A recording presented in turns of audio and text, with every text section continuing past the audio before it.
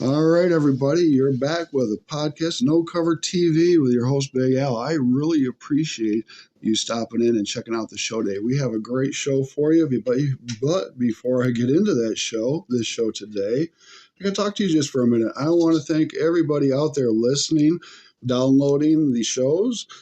We are picking up a lot of listeners and downloaders out there from all the platforms, from Spotify to Amazon Music to iHeartRadio, all the platforms.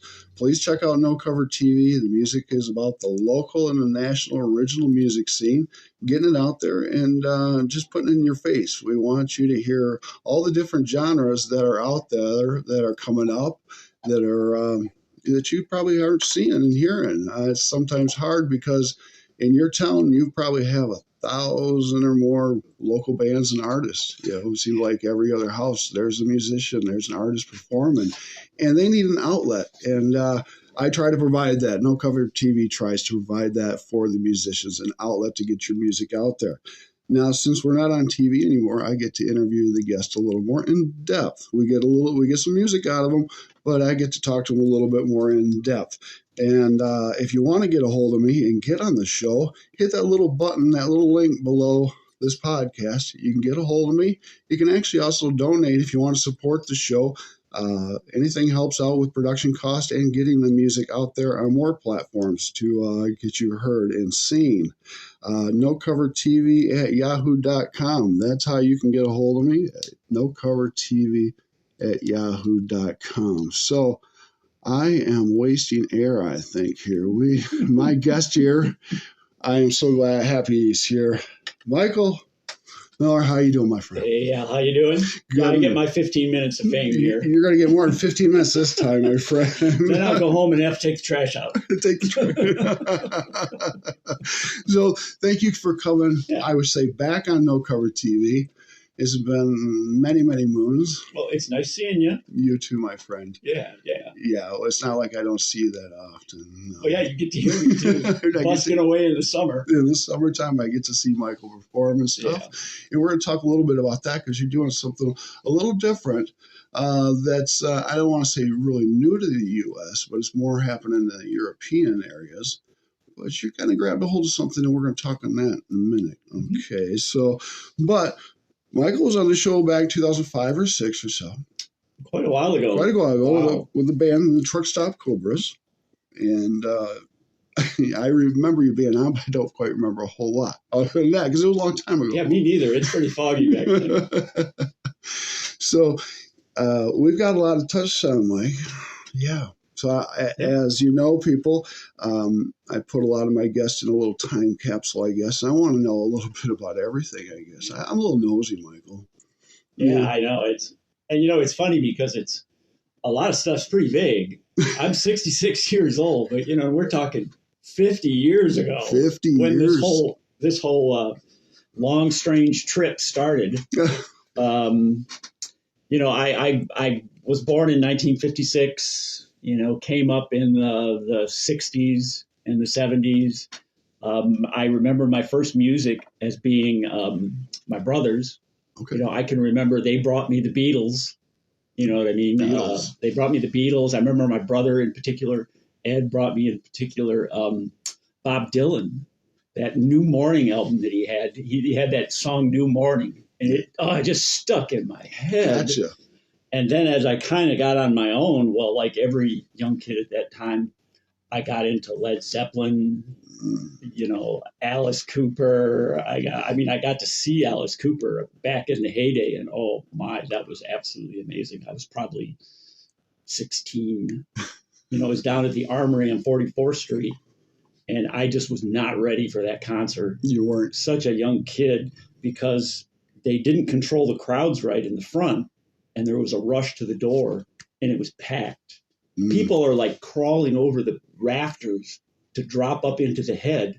And we through the gates, and they open the door, and we all filter through there, and we fill this room. And we find this little spot on I think it was the right side. And I'm just sitting there with my friends, here I'm at my big rock and roll show. And I kind of look over and I go, oh, who are them weirdos? And then they walk by and somebody goes, that's the band. That's they the didn't band. have a green room behind the stage. Oh, no. They had to walk all the way from the back, all the way to the stage. It was Alice Cooper, and I proceeded to have my mind blown away. I guess It was so. during the time of the Killer album, and yes, he hacked up a dead baby. He hacked up a baby doll with an axe, and they hung him. And he hung him. That's Alice Cooper. There goes my brain. So I went through that into high school. Probably the fateful thing that happened was in 1974, I took the first guitar class ever given at Grand Rapids Public Schools. A gentleman named Frank Farmer at Ed Park gave a guitar class. I asked my parents for a guitar. They got me a classical guitar, a real crappy guitar, but it was playable. And I took that class, and nothing has ever been the same since. You haven't put the guitar down. Yeah, I had always been obsessed with music as a kid. Okay. I was obsessed with listening to music. And I finally started playing it, and I went through all the pitfalls every musician goes through trying to make some kind of a noise out of a guitar. Something's got to come out of it. Yes. Something's got to come out of it, you know what I mean? And I started buying guitars. Started going into that thing. I started having jobs. I started buying stuff, but I still wasn't doing anything yet. But I had a lot of fun doing it. I went through the whole punk thing, the new wave thing. In that period, I was just messing around with guitar, and I became a member of what was called the New Beat Club at the time. The New Beat Club. The New Beat Club. It was an organization, a group of guys and girls that were bringing in bands that couldn't get into Grand Rapids. Nice. That the bar owners would not bring, a punk band from Detroit. I seen a ska band from New York. Talk about first time seeing ska. That blew me away. Absolutely, the energy from that band blew me away. I got to see bands like 11th Dream Day, the Mono Man garage bands, great, some surf bands. Rick from Detroit doing his Volcanoes surf thing, wow. The Zombie Surfers, just all of these great bands. And I kind of decided in that period, I wasn't getting any younger. I wanted to do something. I really wanted to do something. So I started, how do you do that? I didn't really know that many people. I didn't quite know how to do that. So I started just making contact with people. I went over to a couple people's houses just to see if there was something that we could create, and no, that didn't work. It didn't work like that. We weren't compatible. And then I got turned on to the Cramps. The Cramps, okay. Possibly one of the top 10 greatest rock and roll bands in the world. There you go. The Cramps. Look that up, people. The Cramps. Younger generation. I know you haven't heard of them, but check the Cramps out. And they were dangerous. We talked a little bit about being dangerous. Yes, rock we did. And roll is dangerous. It's not safe. It's dangerous. And the music they were playing was pretty simple. And I started talking to this guy who was involved with New Beat. And I kind of went, I can play that stuff.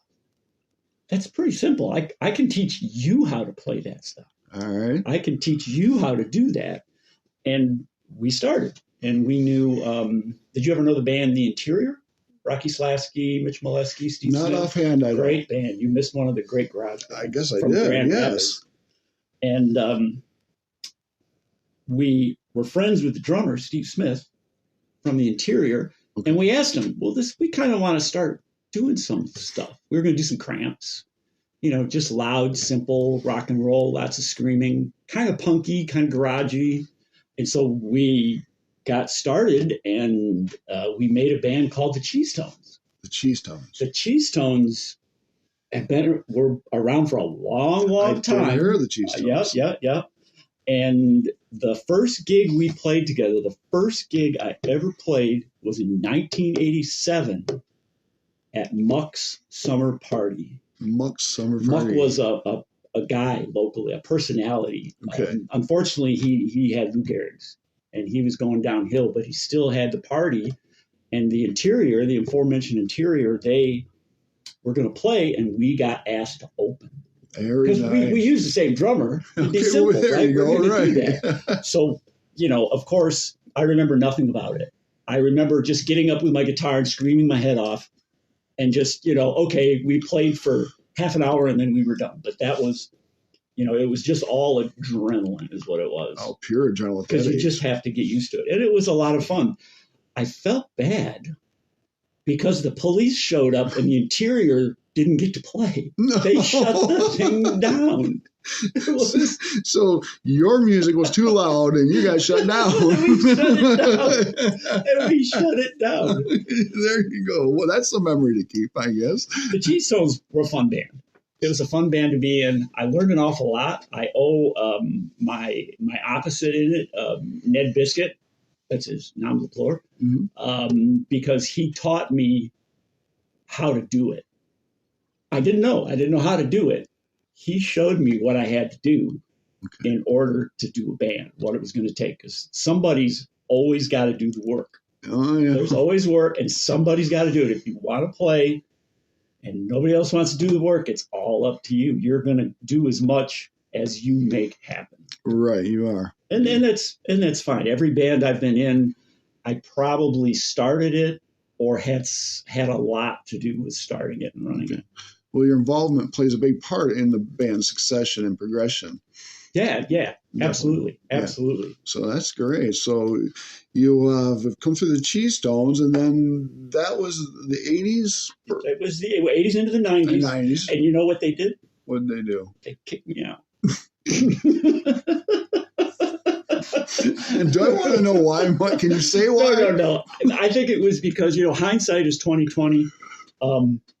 I was done. Were you? Okay. I was starting to look for other things. Gotcha. And that wasn't the Cheese Stones. The Cheese Stones actually went on after I was gone. I mean, I was pissed off for many years. I finally had to force myself to go see them because I knew that it was a problem for me, that I had to get past this. Yeah. And so I went and seen them. I talked to them. I made nice with them. And it was all good from there. After that, I spent about a year and a half not doing anything. I wasn't quite sure what I was going to do. And my wife said, she doesn't remember this. She said to me, well, are you going to do something? If you're not, why don't you get rid of all that gear? And I went, oh, well, what do I want to do? Well, actually, what do I want to do? I had been listening to surf instrumentals at the time. Okay. And I'm like, well, I like that. And so I started working on surf instrumentals. I looked around because I knew musicians at this point. I'd been out there, I knew musicians, and DJ, good old Danny, he said, wow, I can come over and drum with you. Nice. And Mike Hall, he said, I'll play. And so, I gave him some stuff, and we got together in my old basement, just a block this way, when we lived right over here. And we started with that, started surf instrumental. There were many variations of Lost Cobras. That was my name. I came up with it. All right. Lost Cobras, the Cobras. That's right. There were many variations on that band. That band was a lot of fun. And again, it was different, and we were playing stuff. Well, surf wasn't really big at the time. No. It was big with me, but it wasn't really big with a lot of people, especially not Grand Rapids. So it was hard playing out. But I have always played for me. Well, you know what I mean? I do this for me. Yes, yeah. I love it when people love what I'm doing, but it's all for me because I love doing it. I think a lot of us musicians will look at it as therapy for ourselves. Yeah, it's beautiful therapy. Yeah. I went through several incarnations until I finally got into, this was like 20 years I spent doing this. There were years I probably only played out half a dozen times. Okay. But I got together with these guys every week, and we'd have a beer, and we'd play, and we'd have fun doing it. And it was a lot of fun. Then the final incarnation came up. That was with Greg Krupp and Ron Boot. Okay. Of course, they're important because, we played together, and we got together every week. We found gigs to do, probably played a few more than 6 gigs a year. Not a lot, but we always had a lot of fun. They were very close friends of mine. And then we had played at the intersection. Oh, nice. Well, we got an opener at the intersection. Well, it was for something. Was it? I can't remember what it was. For some reason, they had us up on that big stage, which, of course, I wasn't used to playing big stages. That was a big eye opener for me. And we met somebody that night. His name was Brian Higgins. Brian Higgins. He had moved into town, and he was very interested in us. He'd seen us once before, and we came to be friends. And he, at one point, he went, well, you know, Sarah Quashni is having a birthday party at Jukes. Remember Jukes? Oh, yes. Wouldn't it be a hoot if we learned a set and just went in there and played? Oh. And it was like, well, yeah, that would be just great. So I picked out some songs with Brian. We picked out some material. He was a good singer, and we went and did it. And it went over so well. It wasn't supposed to be a repeating thing, but we clicked so well. It was just a natural thing that happened. So, okay, we're going to have to run with this, aren't we? Right. We have to do it. Probably Truck Stop Cobras was Truck Stop Cobras. You're seeing that Cobra name again, yes, kind of popping up. That name pops up several times. Did very, very well, played out a lot more than 6 times a year, actually made money doing it a little bit. We tended to click with people, and had an awful lot of fun. We did a CD. Lost Cobras did a CD too. Forget that. That was an eye-opener. We recorded with Michigan Mark, and had it mastered by Al McAvoy. Okay. Good old Al. Yeah. And put that out, sold, we sold a killing 150 CDs. You did it. You knocked it out of the park. Yep. We got it reviewed by a couple surf guys who had radio shows. We actually got that thing reviewed, and they liked it fine. I sold one to Russia. I had a radio station in Russia. They wanted one, so I sent them a T-shirt too. Sent them a T-shirt and a CD, and that was pretty cool. It was another one of those things that I hadn't done, so I got to do that, But we did a CD for Truck Stop Cobras. It was live at the Juke Joint, which was interesting leading up to it because we had written songs and we were doing covers, so we had to pay a little bit. I hadn't realized some stuff. If you're only doing so many CDs, you pay a one-time $50 fee, and you can do up to 5,000 recordings of that song. Gotcha. It's a low volume thing. We did have one song that we wanted to do, and we couldn't find out whose it was. We emailed the person who actually had done it, and we're like, well, where'd that song come from? Who do we got to get permission to record this song? And he was like, yeah, nobody knows. I asked a couple people, nobody knows where that song came from. Just do it. Just do the song. And that was Eddie Angel from the Planet Rockers. One of my second recommendation, right? The Cramps. Planet Rockers were rockabilly country band that popped out in the late 90s into 2000s.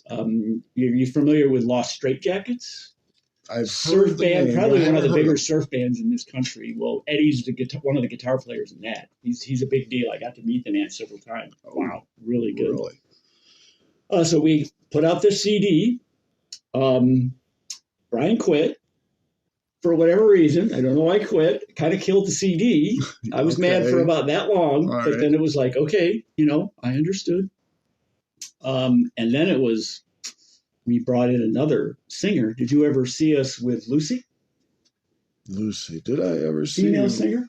I don't think. I'll be honest. I don't think I have, Mike. Okay. Yeah, she had a beautiful voice. I never quite thought she got what we were doing, 100%. Okay. So in the long run, that version of Truck Stop Cobras, we played a bit. I got some gigs. We did Jukes a lot. Okay. And had a lot of fun, but didn't work out. And then I started another band, the Rhythm Dogs. With the infamous Eric Souls. Eric Souls, probably the most talented man I've ever played with. Speaking of raw talent, There you go. I was blown away by his ability. For reasons I won't go into, it didn't work out. Lasted about maybe 10 months. Okay, 10 months there. About 10 months there, and we did some good stuff, played Jukes, some other places. Okay. I was completely amazed at how good he was. It was like, what are you doing here? Isn't it amazing when Why you come across are you somebody in like Grand that? Rapids, for crying out loud? You need to be in Nashville. You need to be elsewhere. And then I think it was when it happened. It was when it originally happened.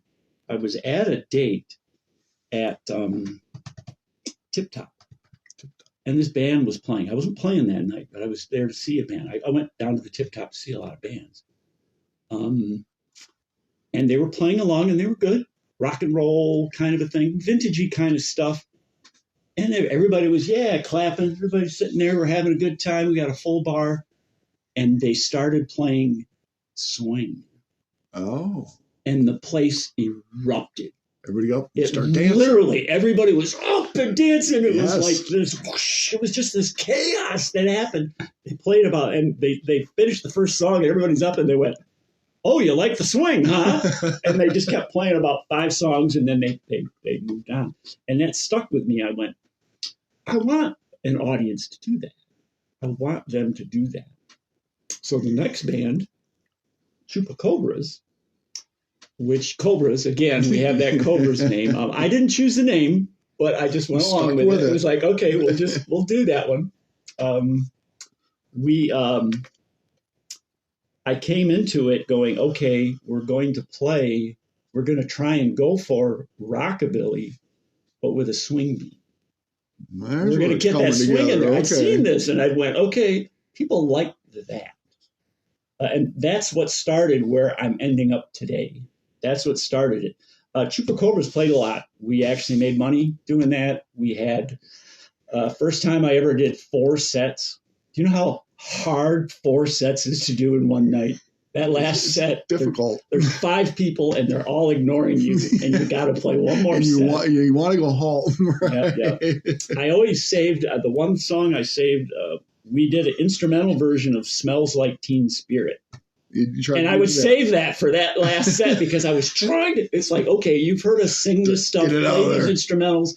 We're going to hit you with something that you're going to go, what's that? What is that? And it works sometimes, yes, sometimes no. Kind of did that. Well, it's kind of rare that you come across 4 sets, though, doing 4 sets. Yeah, it was at Hennessy's in Muskegon. Hennessy's, okay. They wanted 4 sets. If the one bartender was there, if there wasn't anybody there at the end of the night for the 4th set, he'd tell us to go home. Okay. And then there was another bartender.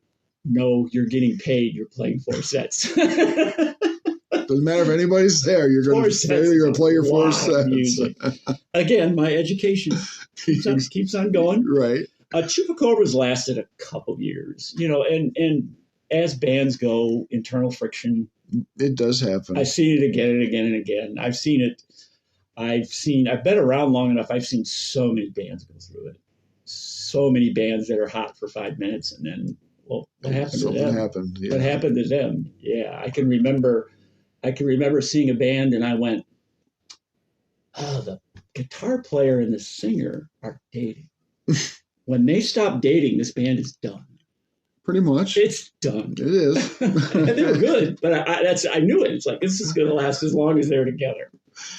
Yeah, I would say kind of hard to have a relationship with the former band member because if something happens, you just kind of screwed everything up. It's kind of hard to do that. And we've seen that in the big time, too. It's hard for them to continue stuff on that. It is. But now we are at our present and future right now. You tapped into something that, like I said in the beginning, a lot of people don't know a whole lot about, and that is busking. That's right. Busking. That's what I said. The busking thing. We're going to go right to that for a second. Busking, because we got some music we want to check. I want to hear you play some music too for the folks out there. Mm-hmm. But I don't know if you've heard it out there. I'm sure you might have. But busking is a very popular thing in Europe, and it is hitting the U.S. A lot of the big cities, it goes pretty good. Yeah. So you decided to pick that up. I decided to pick that up. The last band I had was before COVID. Okay. And that was the Rhythm Aces. We were trying to do jump blues, swing. Again, there's my thread. And that ended, and then COVID happened. And it was like, what am I going to do? I didn't know what I was going to do with COVID. Beth started, my wife, started doing the market. Correct, yes. And she said, why don't you bring your guitar down and sing some stuff? So I the first year I just brought my guitar down. I sat behind with my mask on. I kind of played. The hard part was I had to pull my mask down to sing. And they kind of didn't like that, and I understood. Okay, well, the next year it was game on. So I brought you see me down there. I brought my guitar, set up, started singing at the top of my lungs. You have to be loud because busking is acoustic. Yes, sir. So where if you're street performing, you're usually using sound reinforcement. You know what I mean? You've got amps. You're kind of going in that direction on that. Where busking would be like an analog thing, whether it's juggling or singing with a guitar or whatever you're There's doing. No help from any outside. Right. It's you doing your thing right there. And that kind of appealed to me, that it would just be me, that I wouldn't have to count on anybody but me. It's tough because you got nobody to blame if you mess up. You're your own critic. You're your own critic. Do you want me to do a song for you? Let's do some busking right now, and then we'll talk about some other stuff. So yeah. Michael's going to grab his guitar, and he's going to show us what busking's all about. I get to see this every summer when he's out and about, but I want you folks out there in podcast land, wherever you're at in the world, check out some busking wherever you're at, because support these musicians. So Michael, take it away. Well, every woman I know is crazy about an automobile. Well, every woman I know is crazy about an automobile. Well, there sits standing with nothing but rubber heels. Walking women home is a thing of the past. Women wanna ride in class. Some like Cadillacs, some like Fords, some like anything as long as it rolls. Every woman I know is crazy about an automobile. Well, every woman I know is crazy about an automobile. Well, there sits standing with nothing but rubber heels. Well, riding in loving just came to be.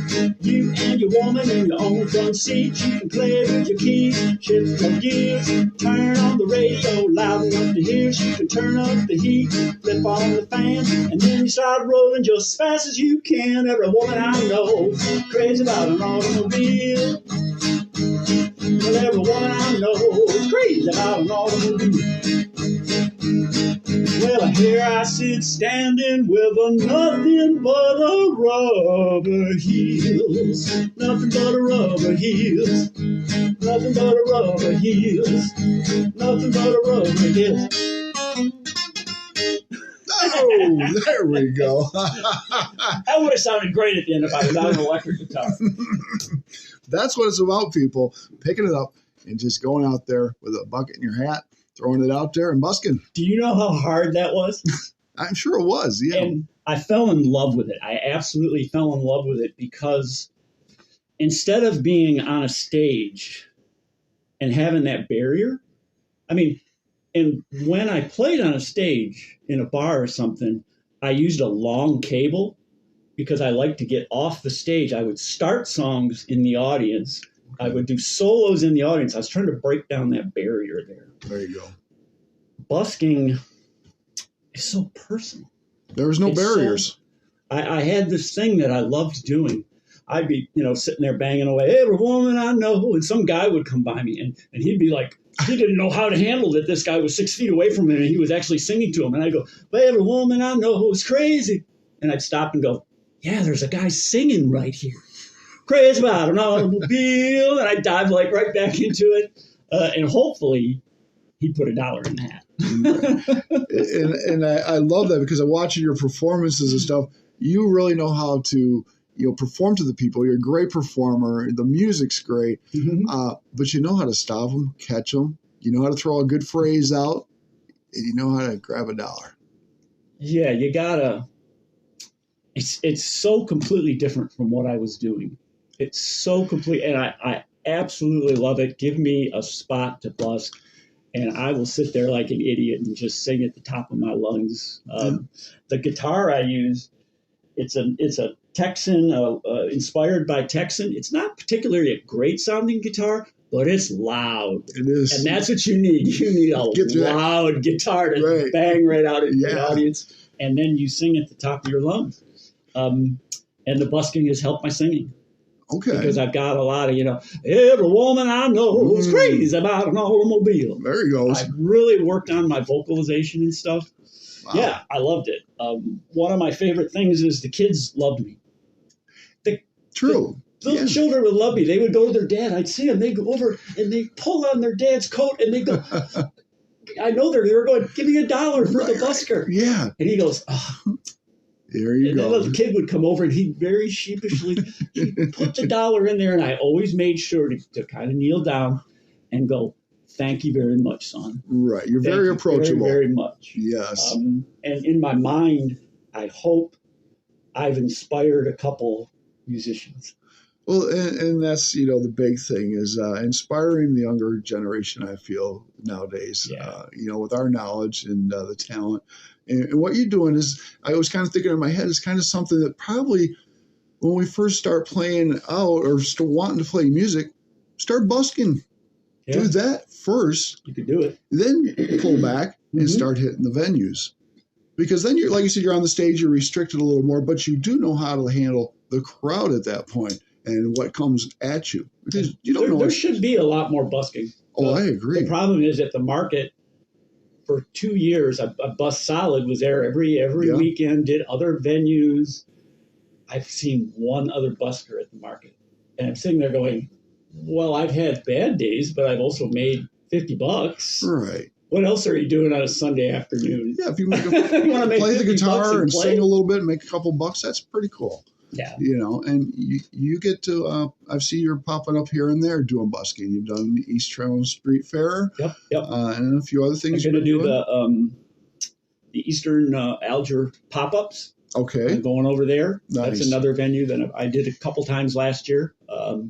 Last summer was a tough summer because we had some real extremes of weather. We did, yeah. It is tough. I can remember doing the Eastern, and it was like 92 degrees and sunny. And was right by shade. I'd come out, I'd sing, and then I'd just back up right into the shade because I was sweating. Plus your guitar's crying, too. Get me out of the sun. Oh, I know it. One of the things I always do, there's no truss rod cover on it. Yes. This thing moves. I have to adjust this thing while I'm playing because the temperature extremes and sun and stuff makes the neck go. So Michigan has a funny way of treating us, doesn't it? Yes. But I have loved busking. I urge anybody to do it. It's so much fun. Like you say, you're right out there. You're exposed. I mean, what a better way to do it and get out there and get some experience. Yep. I feel definitely. But now we're busking, but you decided that that wasn't enough. I never gave up on playing out. No. Playing out. No. So you decided to regroup. About half a year ago, 10 months. 10 months, though? I wanted to do it, over COVID. The band had broken up, the rhythm ace had broken, and then COVID, and I started busking. But I started looking right away for guys. If anybody's out there and you want to do a band, as you go through life and ask people, well, what do you do? And if somebody goes, I play drums, make a mental check on there and talk to that person for a minute and shake their hand and go, I do this. Yeah. And I did that. And I discovered that a friend of mine from the bike world, I've been a bike mechanic for 25 years.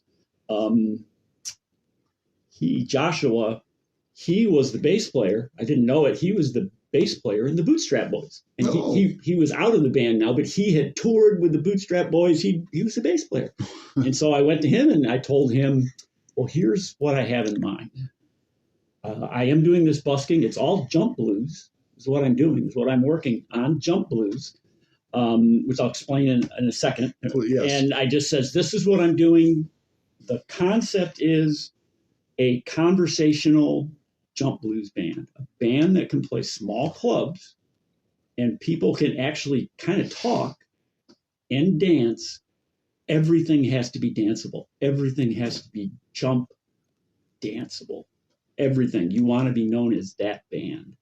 I mean, you know, there's no way that the kids are going to connect with an old man like me.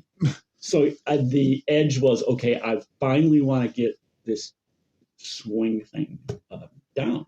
And he was excited because he wanted to learn how to walk bass. Okay, right. He had a friend, Dan. He said, well, he's a guitar player, but he can play drums. I'm like, well, let's bring him over. And I sat him down and I talked to him and Joshua about, listen, this is kind of the concept I have. And if we can't do it, I'm not going to do it. If we can't make this happen, I'm not going to do it. But this is the concept. We started working on it. And both of them were learning. I had to explain to Dan what swing sounds like. Because swing is a different beat. It's all in the 2 and the 4. And it's almost like the 4 beat holds back just a little bit. Kind of drag legs a little. It drags just a little. And that's what gives it that kind of swing beat in there. And not to rush stuff. Because you also have to make room for the rest of the band. Remember, jump blues bands, swing bands have horns and all kinds of stuff. There has to be room for the rest of the band. I also made it clear to them that you guys are the most important part of this. This doesn't work unless we swing. Yeah. You guys, well, what's the saying? A band consists of a bass and a drummer and other assorted novelty acts. I'm the monkey. I'm the organ grinder's monkey out in front. Right, because your ground is your drums and your bass. Yeah. I've seen too many bands that I thought, man, there's some real talent up there, but there's something wrong. There's something wrong. There's something missing, and I'm at that point where I realize it now. The bass and the drummer didn't have it. Whatever style they were playing, they just didn't have it. Didn't fill in completely. Yeah, the guitar player might be able to play amazing solos, but if your backline isn't there, then you can all be amazing, but if you can't group it together as one, it's really difficult. Yeah, it's a train wreck waiting to happen. It is a train wreck waiting to happen. So the name of this band. The name of the band is the Tremolo Kings. The Tremolo Kings. I got rid of Cobras. The Cobras are gone. Okay. They're shut the door on the Cobras. We're called the Tremolo Kings. Tremolo Kings. I basically, because it has sort of an old-timey feel, and I like the feel of that, the Tremolo Kings. I like that. Tremolo Kings. You don't forget that either. And I believe you have a recording. I think we do. This is a recording of the Tremolo Kings doing the open mic at Founders a couple weeks ago. This is at Founders. Okay, so we're going to hit the button. Let's see. You're not going to hear it, though, Michael, but I'll hear it. Yep. They'll hear it. So we're going to hit the button, and you want me to go through the whole song? You can do whatever you feel comfortable. All right, let's play. We'll see what we got here.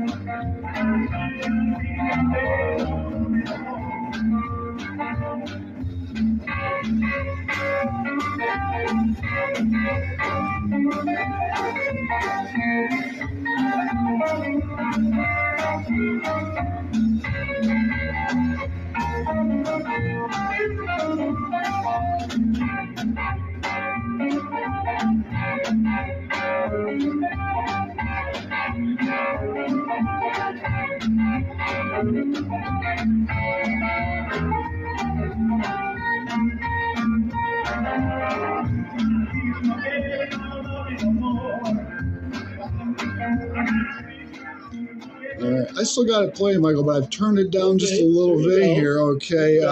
Incredible. Okay, I'm actually going to pause it because I don't want this to interfere with what we got to say.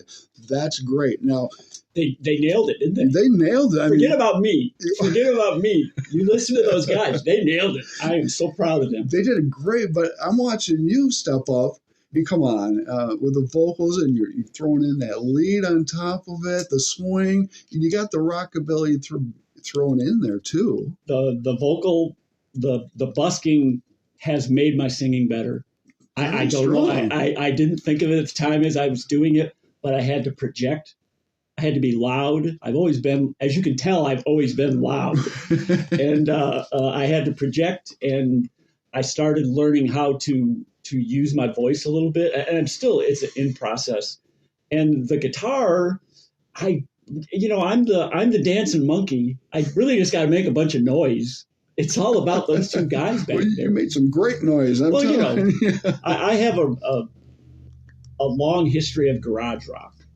So in garage rock, Link Ray is like a god to me. He literally is. He was the one who started the whole thing. He was dangerous. When he came out with Rumble, oh man, he was so dangerous. And I took a lot of my stuff from Link Ray. Lots of double stops, lots of 2-string bends, hammer stuff, make noise. It's all about making noise. I think I overplayed a little bit in some parts on that. And so I'm working on more noise, less play. Because it sounds a little like horns, doesn't it? Well, yeah, a little like horns. The way you're going at it, it sounds like it's more than just a 3-piece. That's for sure. Well, yeah. And swing, I love it. Isn't it great? I love to tap my foot. I love to dance. Yep. And that's beautiful. So would you go down and see a band that would play faster swing like that, some medium swing? It's going to have to be some slow stuff. You always have to have belly rubbers. You want some belly rubbers. Exactly. I have that. This swing right here, I love this. This is it right here. This is my tempo. Yeah. Right. Well, there's a swing community. I'm sure there is. And they're one of my targets is those people. Better because if on a Friday night you can go down to the Speakeasy, a small club, and hear some swing, some 3-piece swing, and do a little bit of dancing. I mean, how is that a bad thing? It's not a bad thing. And, you've been doing this long enough. Tell some of the people, the youngsters out there trying to, how's it feel when you're on stage and looking out and people are dancing to what you wrote and what you're performing, singing the stuff you're doing? How do you feel, Michael? The nice thing about that night, it was an open mic night. All right. And there were some very good acoustic artists came up. There was one guy I thought was a ringer. I'm like, this is a ringer slumming. This guy is so good.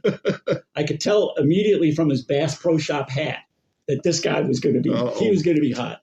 But it was all acoustic. And then we got up there, and there's the moment where we started off. That was the song. That was the first song. So we start off and we go, wham! Right. And the whole bar turned around. Everybody, I could see all the way up. Everybody was going, who is that? Wow. Because there'd been just this, it was like this low energy.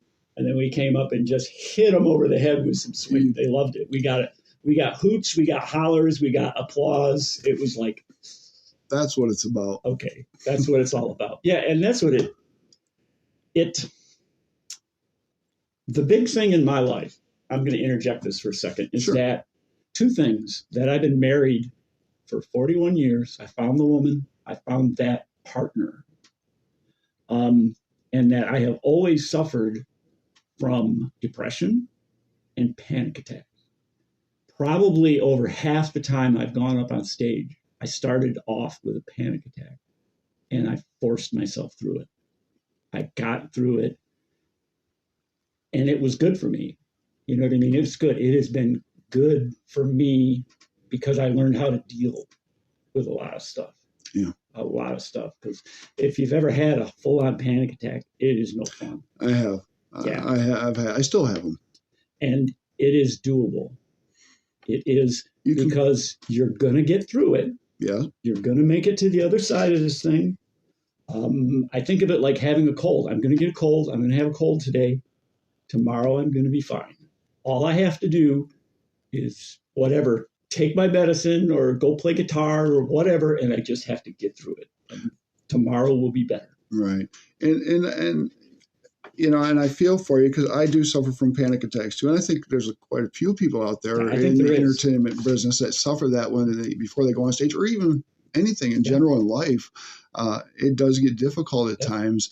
And, we take it a different way, how we approach that panic attack, how to come down from it, how to wrap it up, deal with it so nobody sees it or anything like that. Because to me, in some ways, being Big Al, it's kind of embarrassing. I don't like somebody to see me having a panic attack. That's not what I want anybody to see, but it happens. People, okay, Big Al has panic attacks. Well, and for me, it's like you're on stage, you're playing, and you go, you got to get done, and I go, oh yeah, I had a panic attack, and to have people go, you did? It sure didn't look like it. They didn't. You were rocking out. I'm like, yes. The secret is, first couple songs have got to be songs that you know. And you can do in your sleep. They got to not be complicated. You don't want to think about them, right? Get into it. Once you start moving into it, everything starts flowing. Musicians will know how this goes. You start off a little choppy, and you kind of flow on into it, and then hopefully you're good. Hopefully nobody does anything wrong. I do remember a night I had when there was somebody's mother who I'd pissed off. And she came down, we opened for somebody, and she was in the front row, right up front. So I had to do a 45-minute set with this lady shooting daggers at me with her eyes. Anytime I looked over, it was like, don't do it. Don't watch what's going on. Don't throw it. That was a little tough. That was a tough night. But sometimes you go, okay, I just got to get through it. I just got to do it. This is life. It's what we call life, isn't it? But yeah, I like to mention depression and the panic attacks. I was, for years and years and years, I was absolutely silent about it. I never told anybody about it. I'm done not telling people about it because I've made it through it, and you can too. It's that simple. Thank you for saying that, Michael. Yeah. I needed to hear that. People out there need to hear that, because we don't need to hide from mental illness no more. And even physical illnesses, we don't need to be embarrassed. I look at it, if you can't accept it, you have a hard time with it, then you can walk away. And we're sort of in an environment now where you can talk about that. I think so. I think that people are more open to reception, hearing them and talking and stuff like that. Well, that song you heard, that was my first song. That was your first song? I was pushed. I didn't have a panic attack at that show, but I was pushed. I was on the edge. You're on the edge. Once the song started, I can play that song in my sleep. You know what I mean? And we just went. So now we're almost out of time here. What's up next for the band here? Well, right now, we've been together about a half a year. I've been working with the guys. The problem, of course, ends up being we're all living our lives, and we've had problems getting through. I had hoped that we would be ready to go by now. Okay. We're working at it. We're learning new material. It's the joke is, I go, hey, that turned out really great. Now we only have to do that 35 more times. You tell them. But I'm very happy with it. Things are going forward. I'm hoping in the fall. I got my fingers crossed that we can make that happen in the fall. Maybe if nothing else, start off and do an opener for somebody just to try and slink into it and see what we can do. That's great. I sure hope so. The Tremolo Kings. I love these guys. That night, I was so proud of them.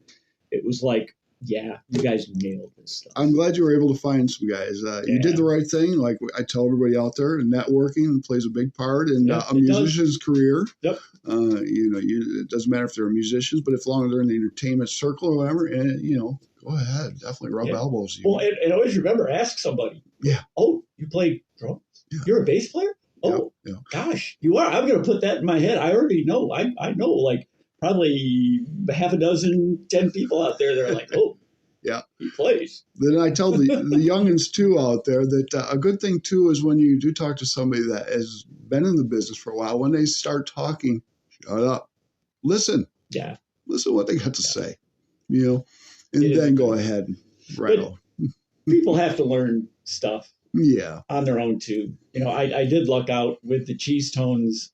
Ned pretty much taught me just by watching him what I had to do. All right. And then I kind of learned that, just keep your ears open. Sometimes you just have to go and take a risk.